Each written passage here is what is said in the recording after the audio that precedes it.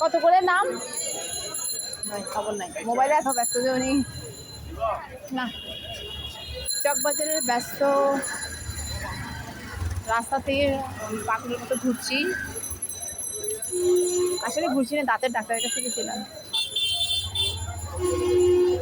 এখন এখানে ক্যামেরা চালু করছি, জাম আসছে, লটকন আসছে, দেখি জাম জাম কত আর লটকন কত? বাবা 50 টাকা, এত দাম কেন বাবা?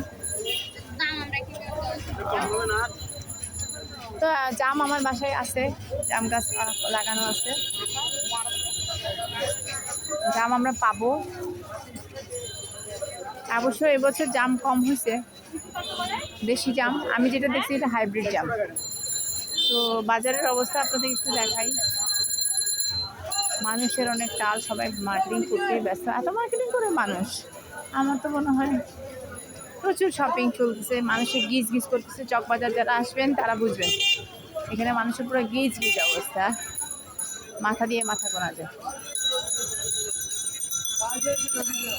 দাঁতের ডাক্তারে গেছে, গেলাম, দাঁতের ডাক্তার ড্রেসিং মাইরা দিল একটা।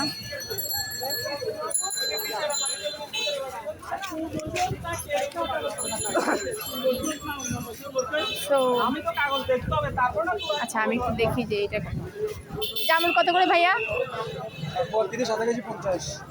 আমাকে 20 টাকা দেবেন। তো 20 টাকার জামুন নিচ্ছি।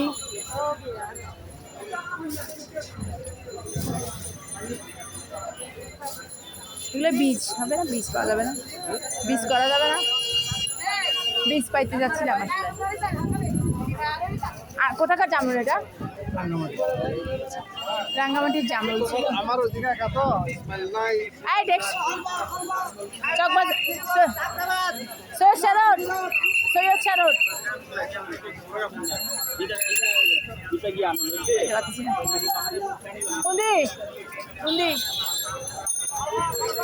দূরও যাইতে পারতেছি না। সৈয়দ শারদ উঠে দেন, দাঁড়া দাঁড়া দাঁড়া। তো চিলাচিলি করে বাধ্য হয়ে উঠে গেলাম, ওনাকে বলছি, উনি আসতেছে না, আমি জানগা। চলে যান, চলে যান ভাইয়া, চলুন।